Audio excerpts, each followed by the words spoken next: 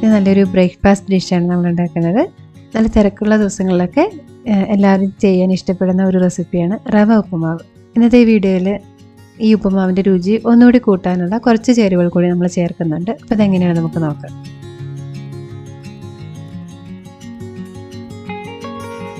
ഞാനിവിടെ 1 കപ്പ് റവയാണ് എടുത്തിട്ടുള്ളത്. പിന്നെ ഇത് കൂടാതെ ഇതിലേക്ക് ചേർക്കാനായിട്ട് ഒരു ക്യാരറ്റ് തൊലി കളഞ്ഞ് എടുത്തിട്ടുണ്ട്. അതുപോലെ ഒരു ചെറിയ സവാള എടുത്തിട്ടുണ്ട്. പിന്നെ ഒരു ചെറിയ കഷ്ണം ഇഞ്ചി ഇത്ര എടുത്തിട്ടുണ്ട്. ആദ്യം നമുക്ക് ക്യാരറ്റും ഇഞ്ചിയും അതുപോലെ സവാളയും നല്ല ചെറുതായിട്ടൊന്ന് അരിഞ്ഞെടുക്കണം. ഞാനിത് എളുപ്പത്തിനായിട്ട് ഇതെല്ലാം ഒരുമിച്ചിട്ടിട്ട് ചോപ്പറിലിട്ട് ഫൈനായിട്ട് അരിഞ്ഞെടുക്കുകയാണ്. ഇതിങ്ങനെ അരിഞ്ഞു വെച്ച ശേഷം നമുക്ക് ഈ റവയൊന്ന് വറുത്തെടുക്കണം. നമ്മൾ വറുത്ത റവയാണ് മേടിക്കുന്നതെങ്കിലും അതൊന്ന് ചൂടാക്കി എടുക്കണം. ഒരു മിതമായ ചൂടിൽ ഒരു 3 മിനിറ്റോളം ഇത് ഇളക്കി കൊടുക്കാം. അപ്പോൾ ഇത് റോസ്റ്റായി വരുമ്പോഴേക്കും നല്ലൊരു മണം വരും. പിന്നെ അതിൻ്റെ കളർ ചെറുതായിട്ടൊന്ന് മാറാനും തുടങ്ങും. ആ ഒരു പരുവെത്തുന്ന വരെ നമുക്കിത് ഇളക്കി കൊടുക്കാം.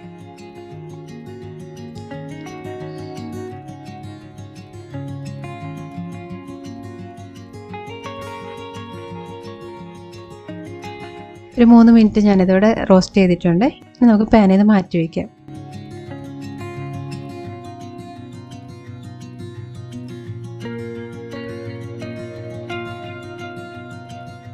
ഇനി ഇതേ പാത്രത്തിലേക്ക് 1 ടേബിൾ സ്പൂൺ വെളിച്ചെണ്ണ ചേർക്കാം.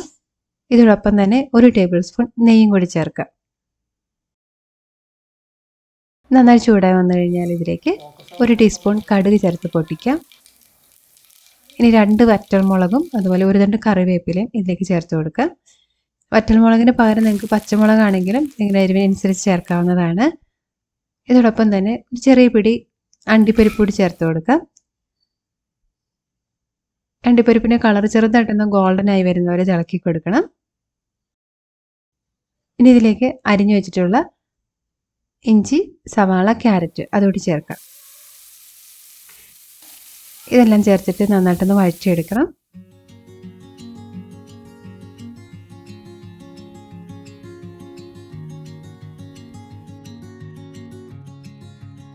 നന്നായിട്ട് വഴന്നു വന്നിട്ടുണ്ട്.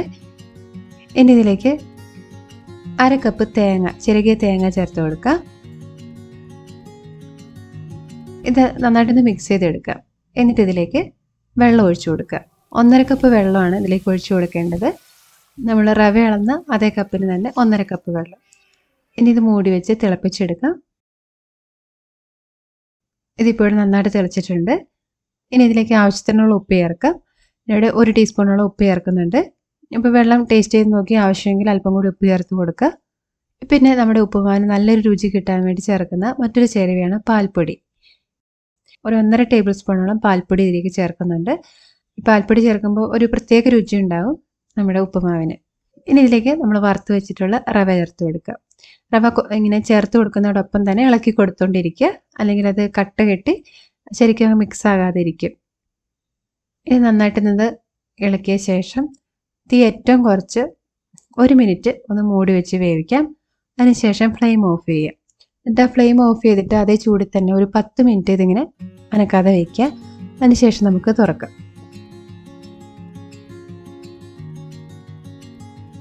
ഇപ്പോൾ ഒരു 10 മിനിറ്റ് കഴിഞ്ഞിട്ടുണ്ട്. ഇനി ഇത് തുറന്ന് ഇത് ഒരു സ്പൂൺ ഉപയോഗിച്ച് ഇതുപോലെ ഒന്ന് ഇളക്കി ഉടച്ചെടുക്കുക. ഇപ്പോൾ ഈ കട്ടയായിട്ടിരിക്കുന്നതൊക്കെ നന്നായിട്ട് നല്ല സോഫ്റ്റായിട്ട് നല്ല പൊടി പൊടിയായിട്ട് നമുക്ക് കിട്ടും. നമ്മളിതുപോലെ സ്പൂൺ കൊണ്ട് ഇങ്ങനെ ഇളക്കി കഴിയുമ്പോൾ. ഇപ്പോൾ ഇത് നല്ല സോഫ്റ്റായിട്ടുള്ള നല്ല ഫ്ലഫി ആയിട്ടുള്ള ഉപ്പുമാവാണ്. നല്ല രുചിയുണ്ട് ഇതിന്. അപ്പോൾ ഈ രീതി നിങ്ങൾ ട്രൈ ചെയ്തിട്ടില്ലെങ്കിൽ ഒരു തവണയെങ്കിലും ചെയ്ത് നോക്കണം. നിങ്ങളുടെ അഭിപ്രായങ്ങൾ അറിയിക്കാൻ മറക്കരുത്.